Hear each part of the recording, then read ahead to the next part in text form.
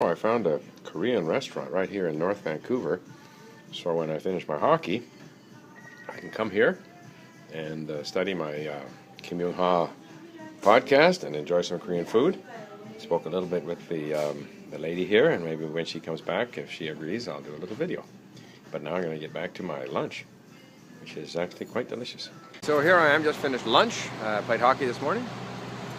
Still keeping up on the events in the Ukraine, so listening to a lot of Russian, but I decided to go for a Korean lunch, as you saw earlier.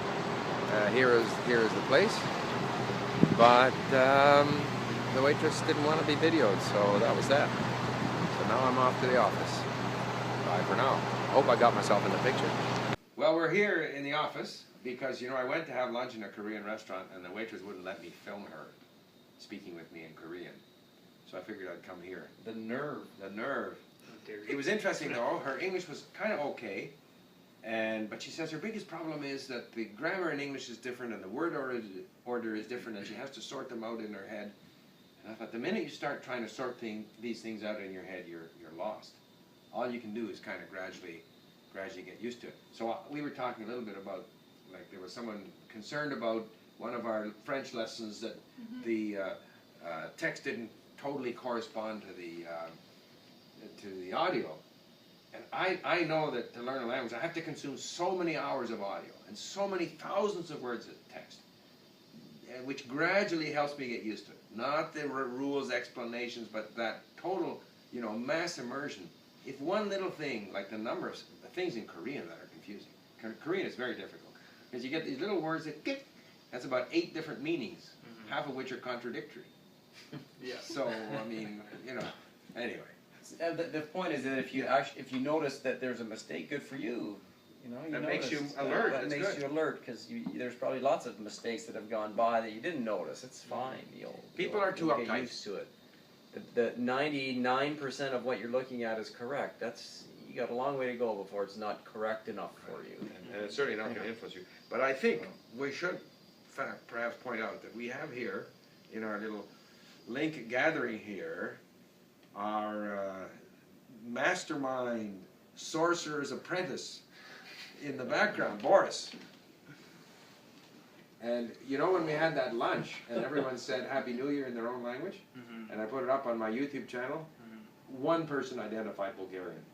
I think they said, like, oh wow, I was surprised to hear Bulgarian in here. Yeah, one person. Yeah.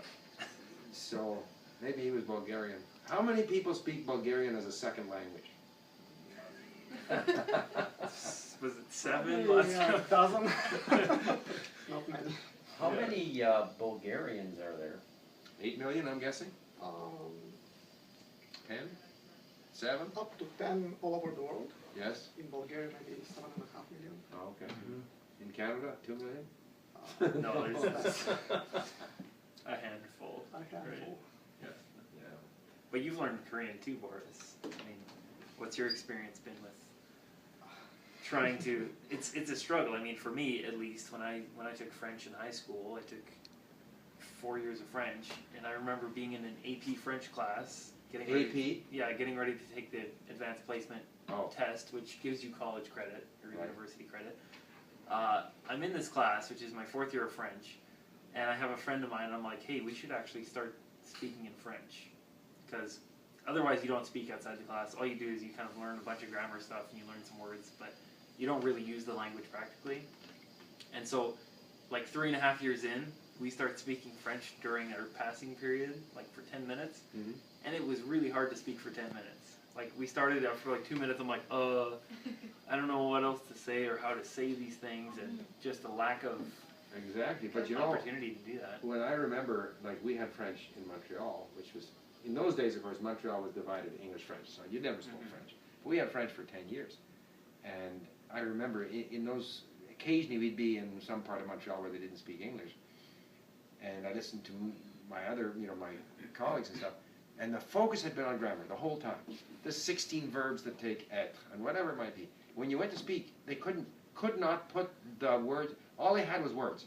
Moi, manger, vouloir, voulez, not vouloir, voulez. There was no the grammar that they had learned could not be translated into actually using it. Anyway, which also reminds me, while I think of it, I was in San Diego, lots of Hispanic people down there. Most of the people were, doing any kind of service job are Hispanics. But if you speak to, and a lot of them speak English.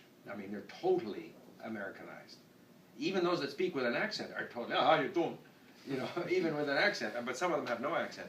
And then you speak to the Anglos down there, and they all had 4 or 6 years of Spanish at school. Can't speak a word of Spanish. Zero. Do you understand anything? No. If you can turn on the Spanish radio, which we do. Well, my wife and I, we listen to Spanish radio, listen to some Spanish music. If you turn on the Spanish radio, do you understand? No. That's quite amazing, actually. Yeah. Amazing. Not really. I mean, No, it's not amazing. given the track record of all language programs like that, like the French here. I mean, I've had French in high school for 10 years and went to university where there was a language requirement, so everybody had to take a proficiency test before school started to see if you passed the proficiency test. You didn't have to take a language, otherwise you're required to take 2 years of a language. So they wanted to start me in beginner French after 10 years of French here Mind in you, school. Mark That's was one of the amazing. more motivated. Oh, of course. French learners, so it still boils down to motivation and interest. Yeah. Which But Yeah, I but mean, even still, Even still. you're not tremendously motivated to learn math in high school either, but Right. you learn it. That's a very You know? good point. You do come out with some knowledge of math or history, whatever. But in French, we come out with zero. Zero. Yeah. Not very good. Yeah. Anyway, Alex, you're off to Korea. I am, yeah. I'm leaving in 2 days. I'll be there for 2 weeks, and yeah, it'll be my 6th time there. But it should be good. I mean, it's easy for me to get around in Korea because I can speak the language, so I don't have to have my buddy companion to help me translate and stuff. But it should be good. A good opportunity. I mean, I get lots of Korean speaking practice here in Vancouver as well.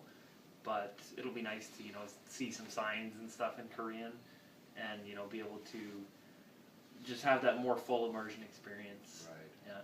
Do you have any sort of publicity stunts planned for Link to capitalize? Not really, Maybe no. they're, like running naked through their soccer stadium. Former rock star. With Link plastered on your chest. Nothing? I should. No, a friend asked me to sing at his wedding, so I'll do that. But and otherwise, we have our iPhone developer who lives in Korea, Right. so I'll have hopefully an opportunity to meet up with him as well. Oh yeah, Tim lives in Korea. So. Now, I mean, Boris, we you you dabbled in Korean and Mandarin. Now you're doing Russian. Yes. Which languages, or all of them, are you working with? For the challenge, I'm doing Russian. Mhm. But my experience with Russian is actually very similar to what you described for French in Canada. We studied Russian for 10 years maybe in school, and we ended up with very little Russian. But it's a very similar language.